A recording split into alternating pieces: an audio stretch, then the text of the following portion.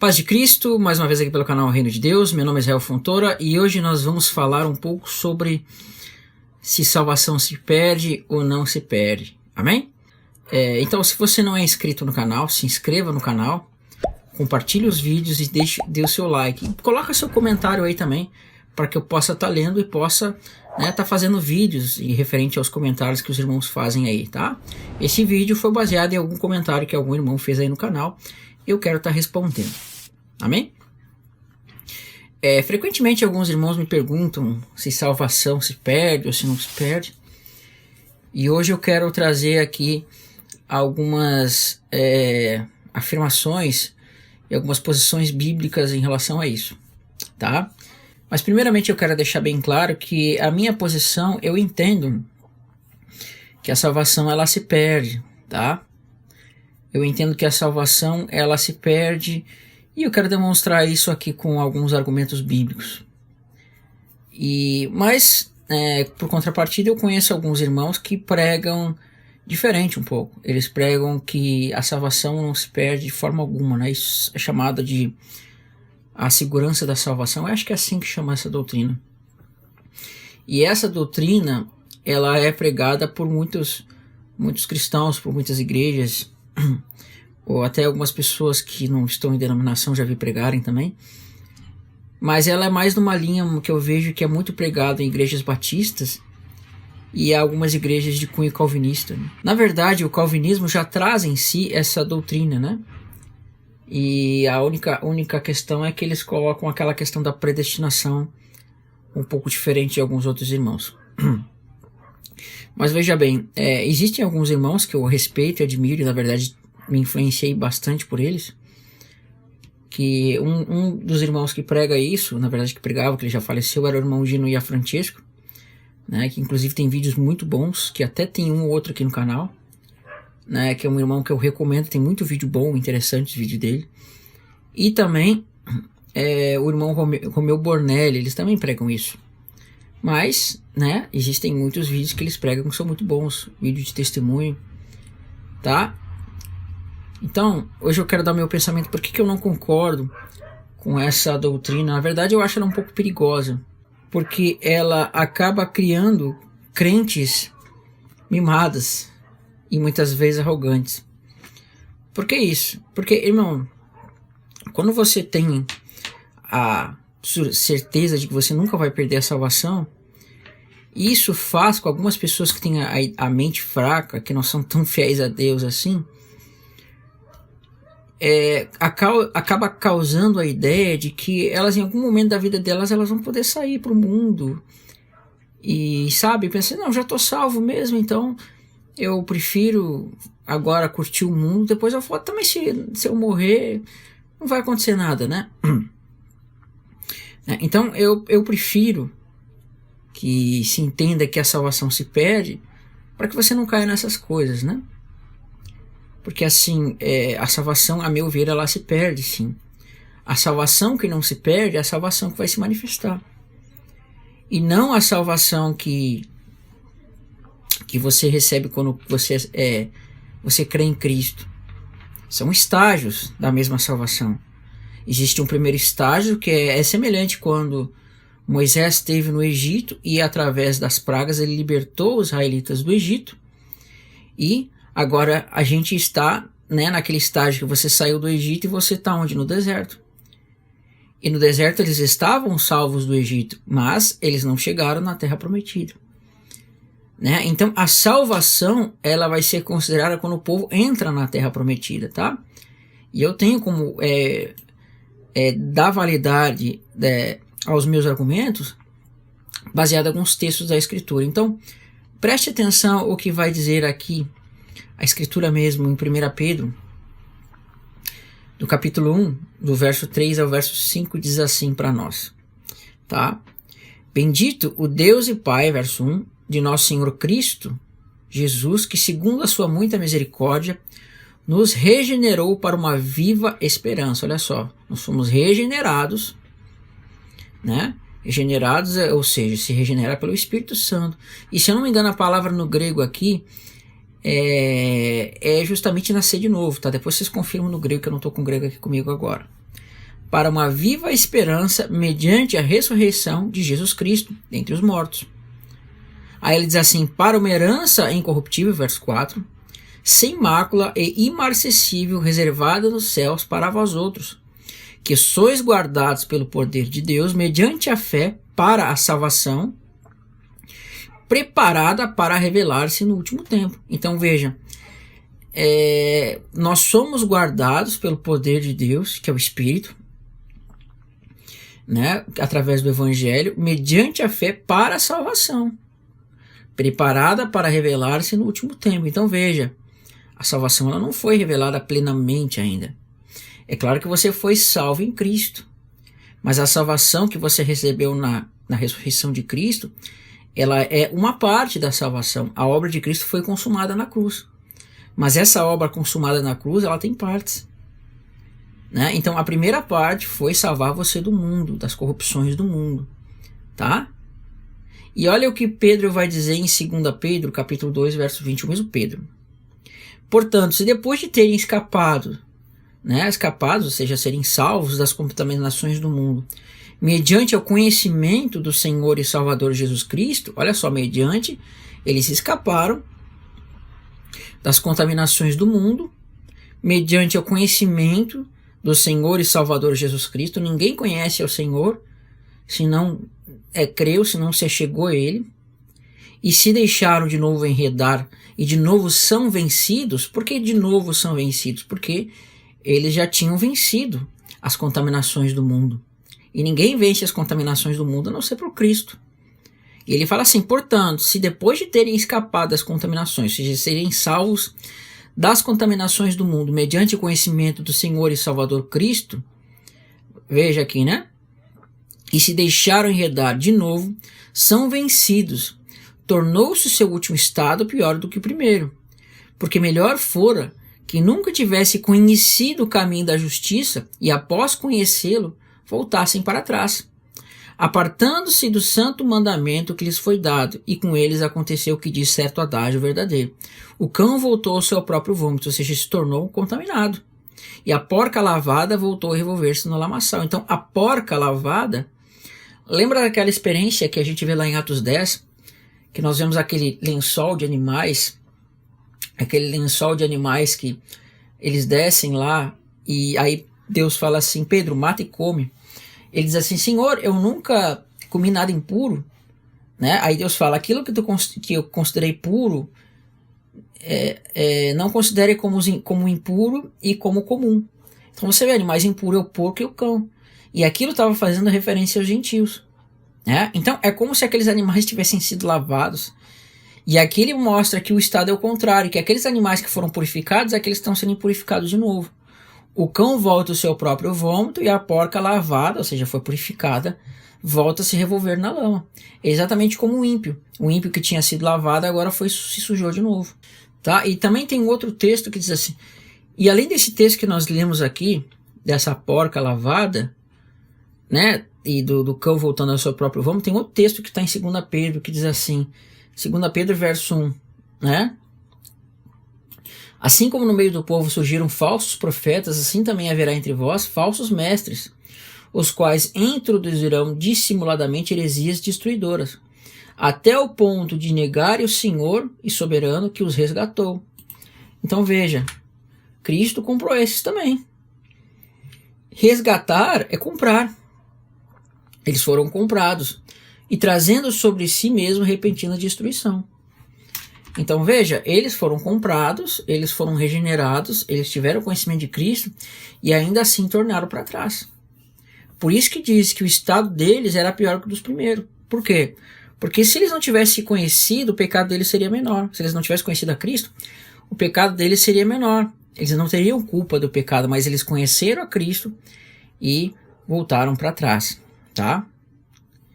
Então você vê que aqui ele fala que a salvação ela vai se manifestar no tempo vindouro, né? Mas ele fala aqui também que pessoas aqui que foram libertas, que tiveram conhecimento, foram regeneradas, elas, né, se desviaram, foram vencidos pela corrupção do mundo, tá?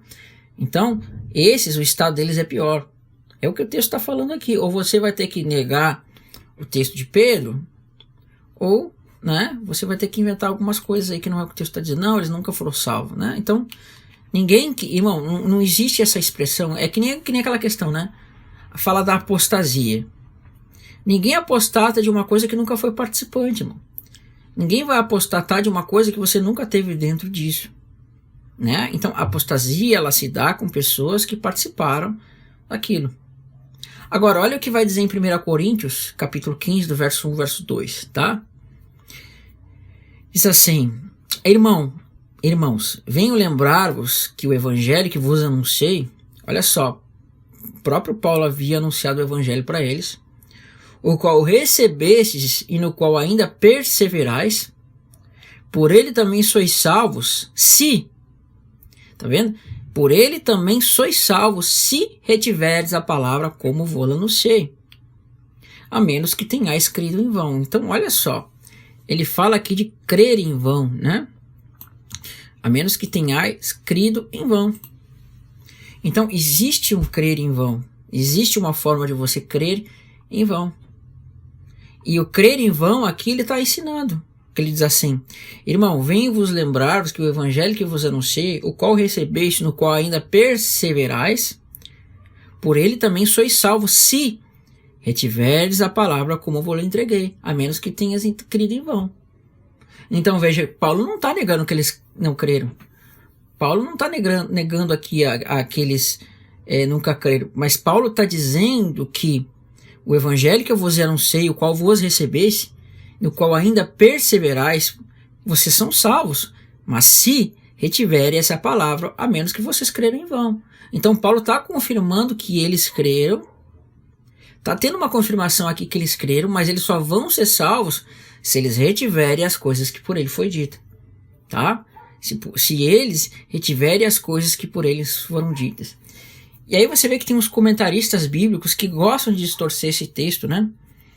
Existe uma Bíblia que ela é boa em alguns aspectos, mas ela é muito tendenciosa, né? Ela é chamada, uma Bíblia que você vende que é a LLT, é literal do texto, né? E aí você vê que o tradutor, ele é a pessoa que faz os comentários, ele em alguns pontos chega a ser muito arrogante. Se não me engano, o nome dele é Hélio de Menezes, né? Bíblia LLT.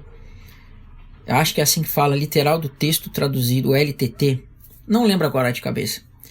E aí, tipo assim, textos como esse, ele, para menosprezar a tradução, ele diz assim, não, porque as bíblias moderninhas traduzem assim, mas na verdade é assim assado. E não é isso que o texto está dizendo. O texto, ele está falando de salvação. Porque, ou seja, o evangelho não é o poder de Deus para a salvação, então o contexto está falando de salvação sim. Né? Então ele diz assim: irmão, venho lembrar que o evangelho que vos anunciei, o qual creste, no qual ainda perseverais, por ele também sois salvos. O contexto está falando de salvação. Não é salvação de outra coisa, não, é salvação do evangelho. O mesmo evangelho que é poder para a salvação, que foi falado em outro ponto, é o mesmo que está sendo falado aqui. Tá? Então ele diz: vocês vão ser salvos se retiveres a palavra como eu vos preguei. E essa palavra que Paulo pregou era o quê? Que Cristo morreu e ressuscitou ao terceiro dia para a salvação dos pecadores. Isso você pode ver no contexto de 1 Coríntios capítulo 15.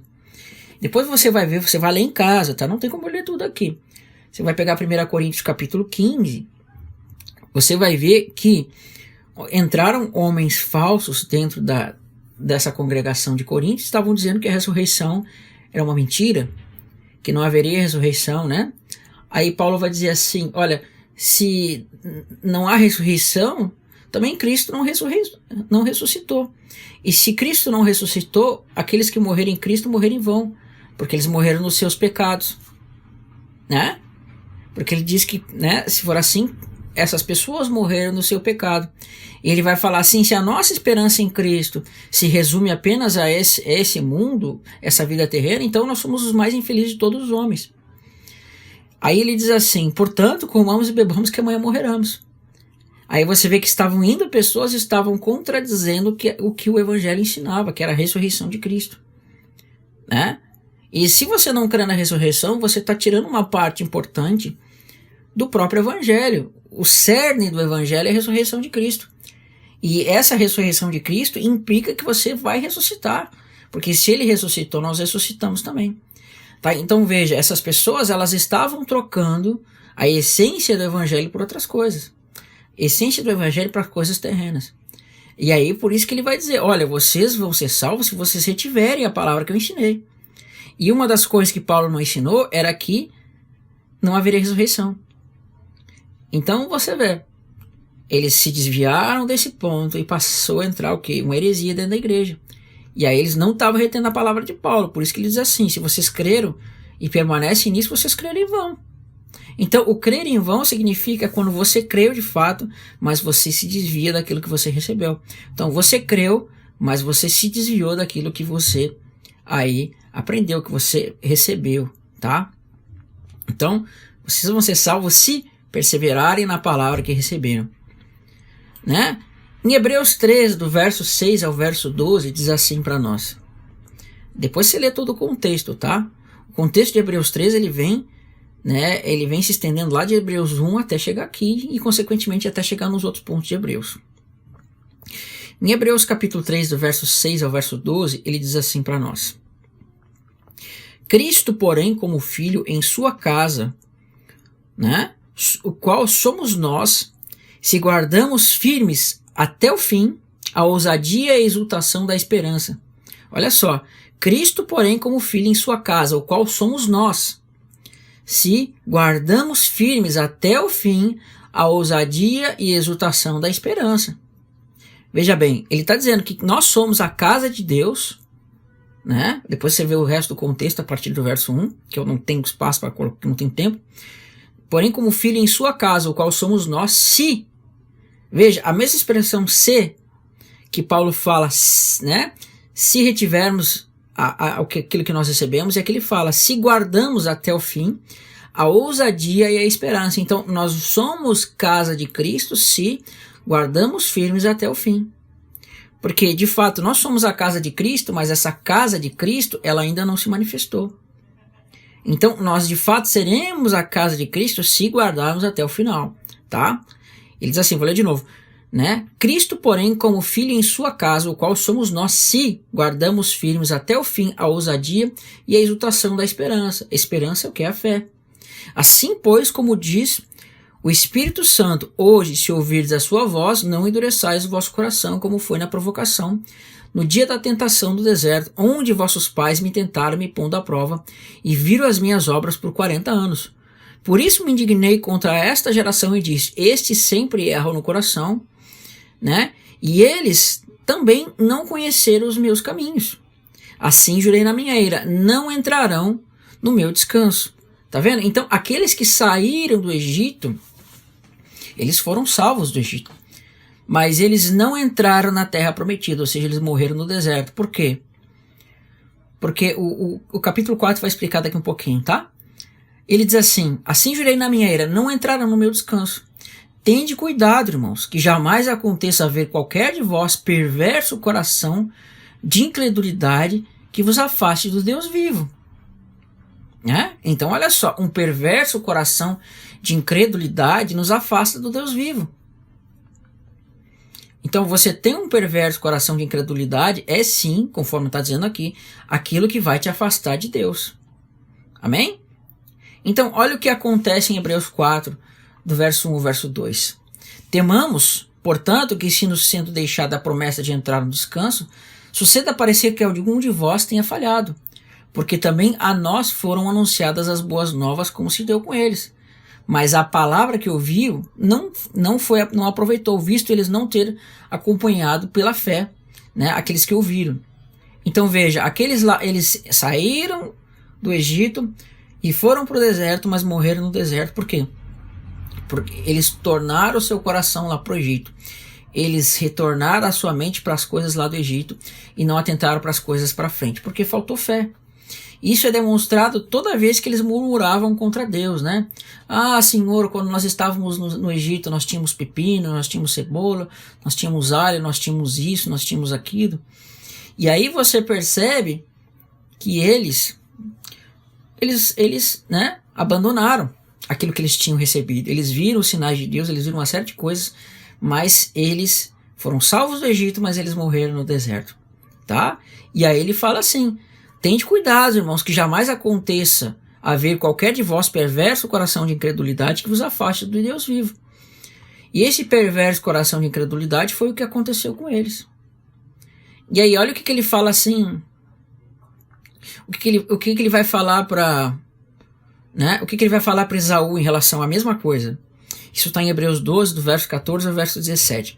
Segui a paz com todos e a santificação, sem a qual ninguém verá o Senhor, atendendo diligentemente, porque ninguém seja faltoso, separando-se da graça de Deus. Olha só, como a gente viu lá, através do perverso coração de incredulidade. E nem haja alguma raiz de amargura brotando, e vos perturbe por meio dela, muitos sejam contaminados, e nem haja algum impuro ou profano, como foi Esaú, o qual por um repasto vendeu o seu direito de progenitura. Né? Então esse direito de progenitura era aquela parte espiritual da herança. E ele rejeitou isso pelo quê? Pelo punhado de lentilhas, pela carne. Aí ele vai dizer assim: pois sabeis também que posteriormente, querendo herdar a bênção, foi rejeitado, pois não achou lugar de arrependimento, embora com lágrimas tivesse buscado. Então você vê que ele foi rejeitado, ele foi reprovado. Porque mesmo ele buscando, porque você veja, Jacó ofereceu para ele: olha, me vende teu direito de primogenitura e eu vou te dar essas lentilhas aqui. E ele disse assim: estou a ponto de morrer, do que vai me servir o direito de primogenitura? Mal sabia ele que a primogenitura falava de ressurreição. Então ele trocou a ressurreição, a primogenitura, pelo quê? Por lentilhas. O direito de receber a primogenitura por comida, por lentilha. Então, ou seja, ele deu a parte espiritual para Jacó e ficou com a carne. Né? Então aqui, a carne ele é um reflexo, uma relação com o pecado. E aí depois que ele viu a besteira que ele fez, ele tentou achar isso com lágrimas diante de Jacó e foi rejeitado quando ele recebeu a maldição do próprio Jacó, né? Que diz que ele ia ficar nos lugares que não era fértil da terra e de que ele ia viver na espada dele, etc, etc. Tá? Então ele foi rejeitado. Então é a mesma coisa. Essas pessoas, quando elas se apostatam de Cristo, elas são rejeitadas. Né? Porque o perverso coração de incredulidade vai rejeitar elas, né? Elas vão rejeitar o próprio Deus. E aí, você tendo todo esse contexto, você vai chegar em Hebreus 6, que alguns que ensinam isso, eles gostam de deturpar essa passagem, né? Você vê que o próprio Augusto Nicodemos, ele diz que não, Deus ele de fato fala isso, que se a pessoa se afastar de Cristo, ela vai perder a salvação. Mas isso aqui não acontece. Ele diz mais ou menos assim: não, mas esse tipo de coisa não acontece. Né? Só está escrito ali, mas não é para acontecer. Ou outros ainda dizem que isso aqui não está escrito para crente, mas está escrito para incrédulo. Mas não é isso que o texto está falando, irmãos. Então vamos para Hebreus 6. Né? Hebreus 6, do verso 4 a 8, diz assim: é impossível, pois, que aqueles que uma vez foram iluminados e provaram o dom celestial. Qual é o dom celestial? É o Espírito, salvação. Né? E provaram o dom celestial e se tornaram participantes do Espírito Santo. Ninguém se torna participante do Espírito Santo, irmão. Né? E provaram a boa palavra de Deus, os poderes do mundo vindouro, e caíram. Sim, é impossível outra vez renová-los para arrependimento. Então, olha só. É impossível outra vez, renová-los para o arrependimento, visto que de novo estão crucificando para si mesmos o Filho de Deus, expondo a ignomia. Tá? Então, na versão Almeida está escrito dessa forma, mas na Peshitta, na tradução da Peshitta, que eu não entendo que a Bíblia foi escrita no aramaico, mas essa versão é uma versão muito antiga, que ela muitas vezes tinha ali o pensamento dos cristãos daquela época, né? Eles acrescentavam um textinho ou outro para explicar melhor. Então, olha como eles escreveram esse texto. Isso está no texto da Peshitta, que é da BV Books, tá? E ela está de acordo com o manuscrito aramaico que eu já analisei, né? Essa aqui é uma boa Peshitta. Ele diz assim: mas é impossível que os que uma vez desceram ao batismo, eles acrescentaram esse texto, e experimentaram o dom celestial e receberam o Espírito Santo e provaram a boa palavra de Deus e o poder do mundo vindouro, regressem, né? Regressem ao pecado e sejam outra vez renovados para arrependimento. porquanto novamente crucificam e expuseram à ignomínia o Filho de Deus. Então veja aqui, os escritores, o tradutor da Peshitta, que fez a tradução do grego para o aramaico, você vê que ele acrescenta assim para dar uma explicação melhor, né? Ele aqui traduz a expressão foram iluminados, porque uma vez que desceram ao batismo, porque eles estavam explicando para os crentes de fala aramaica o que significava esses iluminados, né? Então eles trocaram iluminados por descer ao batismo. Então você vê que o pensamento desses cristãos, essa tradução, essa Bíblia aramaica, ela é do segundo século, era que esses iluminados eram salvos, eram aqueles que desceram ao batismo, tá? Então é impossível, pois aqueles que uma vez foram iluminados e provaram o dom celestial e se tornaram participantes do Espírito Santo e provaram a boa palavra de Deus, os poderes do mundo vindouro e caíram, sim, é impossível outra vez renová-los para arrependimento, visto que de novo estão crucificando para si mesmos o Filho de Deus e expondo a ignomia. Aí ele vai dizer assim, porque a terra que absorve a chuva e que frequentemente cai sobre ela, produz erva para aqueles a que também é cultivada, e recebe bênção da parte de Deus, e possui espinhos e abrolhos, e seja rejeitada, perto está da maldição, e o seu fim é ser queimada. Então, nós acabamos de ler esse texto de Hebreus 6, tem mais textos para ler aqui ainda. A primeira coisa que você tem que entender é que Hebreus 6, ele não começa em Hebreus 6, mas a gente leu Hebreus 3, Hebreus 4, você vendo lá que tem aquela relação com o povo saindo do Egito, e aí a gente vê que eles não atentaram para a voz de Deus, e eles voltaram para trás e não entraram no descanso. E a gente vai perceber que os únicos que entraram na terra prometida daquela geração que saiu do deserto foi justamente Josué e Caleb, que foram aqueles que não menosprezaram a terra, tá? Então tem essa relação aqui. Por quê? Porque a terra era herança, e aí você vê que eles não menosprezaram a herança. Já Esaú fez exatamente a mesma coisa, ele menosprezou a sua herança. Por isso que ele foi rejeitado quando tentou buscar ela mesmo com lágrimas e não alcançou, tá? Então, você tem que olhar para o contexto que vem desde lá do início até o capítulo 6, tá? Porque ele está mostrando aqui uma relação com aqueles que saíram do deserto para entrar na terra prometida. Então ele mostra que assim como aqueles não puderam entrar na terra prometida depois de terem sido salvos do Egito, assim também são aqueles que se achegam a Cristo e retornam à sua vida no passado de pecado, tá? Então vamos tentar analisar aqui, acho que 2 ou 3 textos que são importantes.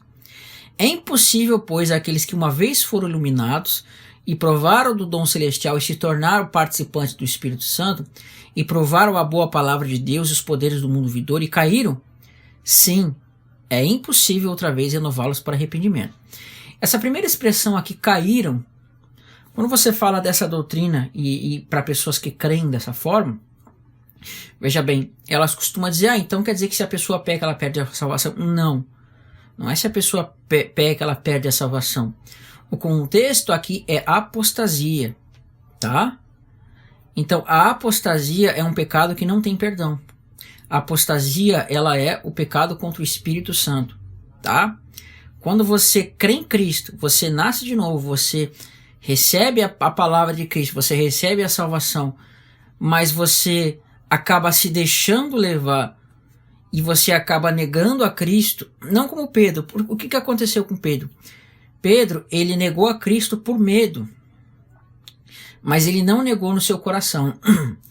Então, a forma de negação que aqui está sendo dito é aquela forma que a pessoa ela deixa de crer, ela abandona de fato a Cristo e ela agora se volta para o mundo e abandona Cristo e chega ao ponto de amaldiçoar Cristo, tá? Então, o que aconteceu com Pedro foi que ele teve medo, ele não teve uma segurança, né? Mas ele se arrependeu. Então, é aquela apostasia que a pessoa ela não consegue se arrepender mais, ela simplesmente negou a Cristo. É que nem aquelas pessoas que são cristãs e elas viram judeus messiânicos, aí elas acabam, entre aspas, tendo a revelação de que Cristo não é o Messias, né? Elas acabam retendo a revelação por meio dos judeus ortodoxos, Cristo não é o Messias, então elas apostatam, e elas apostatam de Cristo e acabam aí abandonando a Cristo, amaldiçoando e etc, tá? Então isso é apostasia. É muito diferente de desviar-se. Desviar, o que é o desvio? Desviar é quando a pessoa está na fé e ela, por fraqueza, por não ter uma compreensão exata das coisas, ela acaba voltando, ou pelo menos não praticando mais a palavra como deveria ser, e ela acaba voltando por um tempo para as coisas da sua vida normal, mas ela sempre tem aquele pensamento, poxa, eu tinha vontade de voltar, mas ela acaba não conseguindo, e Deus sempre chama ela, vem chamando, né? É claro, mas se nessa constante de Deus chamar e ela não vir, ela vai acabar afundando de vez. Mas existem pessoas que por algum descuido elas acabam saindo, tem aquela fraqueza, mas elas sabem que estão erradas, mas não tem aquela força de lutar, não compreenderam corretamente, elas não têm o conhecimento pleno disso e acabam se desviando por um tempo, fazem lá a sua vida e depois podem ser que volte. Conheci pessoas que foram assim, né, e retornaram para Cristo, tá? É muito diferente o desvio de apostasia. A apostasia não, a pessoa ela nega Cristo, ela até chega a amaldiçoar Cristo e acabou. Tá? Então isso é diferente. Então o cair aqui é esse contexto. Era de pessoas que estavam na nova aliança e estavam querendo voltar para a antiga aliança e deixar Cristo. Tá? É mais ou menos esse contexto aqui. Por que eu falo que sempre pessoas que vão para o judaísmo messiânico eles acabam apostatando da fé? Porque Paulo fala lá, né? Que se vos deixar circuncidar, Cristo nada vos aproveitará. Da graça decaístes. Então eles decaíram da graça. E você decair da graça é você perder a salvação, mano. Né? É o que está sendo dito lá. Então elas entram tanto no contexto da primeira aliança e elas acabam negando a segunda aliança, que está em Cristo. Tá? Mas faremos um estudo à parte sobre isso. Então, cair aqui é apostasia, não é pecar, não é desviar no sentido de você estar um pouco fora da palavra. É assim, você apostatar. E o outro termo importante é esse aqui, né? É impossível, pois, aqueles que uma vez foram iluminados. Então, alguns dizem que essas pessoas que estão aqui não eram salvos, mas eram pessoas que receberam o evangelho, mas não creram de fato, por isso elas foram rejeitadas. Só que não é o que o texto está dizendo. Quando fala que, pois, é impossível que aqueles que uma vez foram iluminados e provaram o dom celestial e tornaram-se participantes do Espírito Santo, ele está falando para aqueles que receberam a palavra. Porque o que significa ser iluminado? Em 2 Coríntios capítulo 4, verso 5 ao verso 6, diz assim: porque nós não pregamos a nós mesmos, mas a Cristo Jesus, né, como Senhor, e a nós mesmos como vossos servos, por amor de Jesus, porque Deus que disse, das trevas resplandecerá a luz, Ele mesmo resplandeceu nos nossos corações, para a iluminação do conhecimento da glória de Deus na face de Cristo. E ainda mais em Efésios 1, 17 e 18. Para que o Deus de nosso Senhor Jesus Cristo, o Pai da glória, vos conceda o espírito de sabedoria e de revelação no pleno conhecimento dele, iluminados os olhos do vosso coração, para saberdes qual é a esperança do seu chamamento e qual a riqueza da glória da sua herança nos santos. Amém? Então, essa iluminação é o que? A iluminação por meio da face de Cristo que resplandece no seu coração, para que você veja a glória de Deus. Então, quando ele fala que é impossível que aqueles que uma vez foram iluminados, ele não está falando para incrédulos. Porque os incrédulos, eles não foram iluminados, eles não tiveram o coração iluminados pela face e pela glória de Deus. Mas aqueles que foram crentes, eles foram iluminados sim, pela glória de Deus, pela face de Cristo, pela glória de Deus, tá? Então isso significa ser iluminado, né? E ainda vai dizer mais aqui, olha lá, verso 7. Porque se a terra que absorve a chuva que frequentemente cai sobre ela e produz erva útil para aqueles que também é cultivada e recebe bênção da parte de Deus, porém se produz espinhos e abrolhos é rejeitada e perto está da maldição e o seu fim é ser queimada, né? Então ele diz assim, porque se a terra que absorve a chuva que frequentemente cai e produz erva útil, então ela vai ser abençoada, ela vai ser bendita. Essa chuva é uma referência ao Espírito Santo, porque o Espírito Santo ele é tratado na Escritura como chuva. Então, se a chuva ela cai sobre a terra e ela produz frutos, ela produz coisas para se alimentar, então você não vai estragar uma terra dessa. O que você vai fazer? Você vai você vai com uma terra dessa, você vai plantar mais, você vai colher mais frutos, ela vai ser uma terra abençoada, você vai adubar, você vai tratar. Mas uma terra que cai chuva, ela só produz cardos e abrolhos, é como aqueles matos que você tem no seu pátio, né? E você tem que matar aquelas ervas daninhas, você tem que botar veneno, qualquer coisa, cultivar, plantar não, mas você tem que botar cimento, sei lá, qualquer coisa, porque não serve para nada. Então, assim é o crente, que ele recebe a chuva do Espírito Santo e continua produzindo cardos e abrolhos, tá? Então, é isso que o texto está falando. Essa chuva é uma referência ao Espírito Santo que é dado, mas a pessoa não continua produzindo fruto por causa que ela se afastou de Deus, tá? Então, o contexto não está falando de incrédulos, o contexto está falando de pessoas que foram iluminadas, receberam o poder do Espírito, os poderes do mundo vindouro, mas apostataram e caíram, ok? Agora, olha o que vai dizer lá nesse mesmo raciocínio. Em Hebreus capítulo 10, do verso 26 ao verso 32.